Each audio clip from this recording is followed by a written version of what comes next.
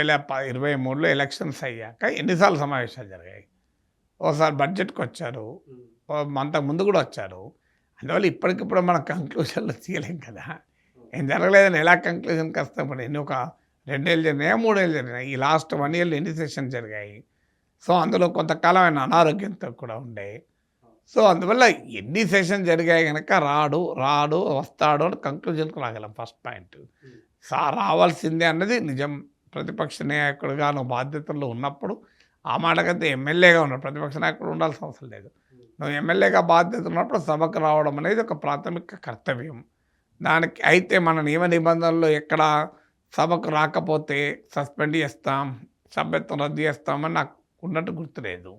అందువల్ల అలాంటిది ఏమైనా ఉంటే ప్రభుత్వము శాసనసభ వ్యవహారాలకు నడిపించే బాధ్యత ప్రభుత్వాన్ని కనుక ఇంత యాబ్సెన్స్ ఉంటే మీరు డిస్క్వాలిఫై చేస్తారని బిజినెస్ రూల్స్కి ఏమైనా అమెండ్ చేయాలి.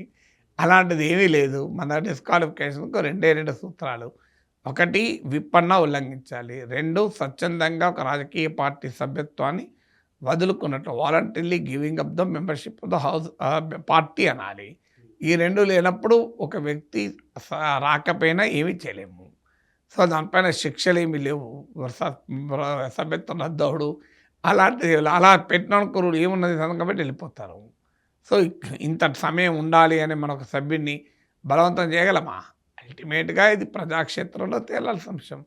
జనరల్ పొలిటికల్ ప్రిన్సిపల్ ఏంటంటే ఎమ్మెల్యే అయినప్పుడు it is your duty to attend assembly. లేకపోతే ఎమ్మెల్యేగా ఉండకూడదు. అధికారం ఉంటేనే ఉంటాను, అధికారం లేకపోతే ఉండను అని ఎవరన్నా అది కరెక్ట్ కాదు. అధికారం ఉన్నా లేకపోయినా, ప్రధాన ప్రతిపక్ష నేత హోదా ఉన్నా లేకపోయినా, ఇక్కడంటే కేసీఆర్కి ఉంది, ఆయన జగన్కి లేదు. ప్రత్యర్థుల అవమానాలు గురి చేస్తారు అంటే అనివార్యం. ఇప్పుడు నీవు ముఖ్యమంత్రిగా ఉన్నప్పుడు ప్రతిపక్షాలను ఏ రకంగా చూసామన్నది కూడా వస్తుంది కదా. రేవంత్ రెడ్డి పట్ల అప్పుడు కేసీఆర్ ముఖ్యమంత్రిగా ఉన్నప్పుడు ఏ రకంగా వ్యవహరించారు, ఇతర ప్రతిపక్ష సభ్యుల పట్ల ఏ రకంగా వ్యవహరించారన్నది కూడా ఉంటుంది. అందువల్ల తాము అధికారం ఉన్నప్పుడు హుందాతనాన్ని ప్రదర్శిస్తే ఏ నాయకుడికైనా తర్వాత అధికారం కోల్పోయినప్పుడు తమ పట్ల హుందాతనం ప్రదర్శించకపోతే అడిగే హక్కు కూడా ఉంటుంది. అందువల్ల రాజకీయాల్లో పొలిటికల్ కల్చర్ ఆ లెవెల్కి డీజనరేట్ అయింది కదా.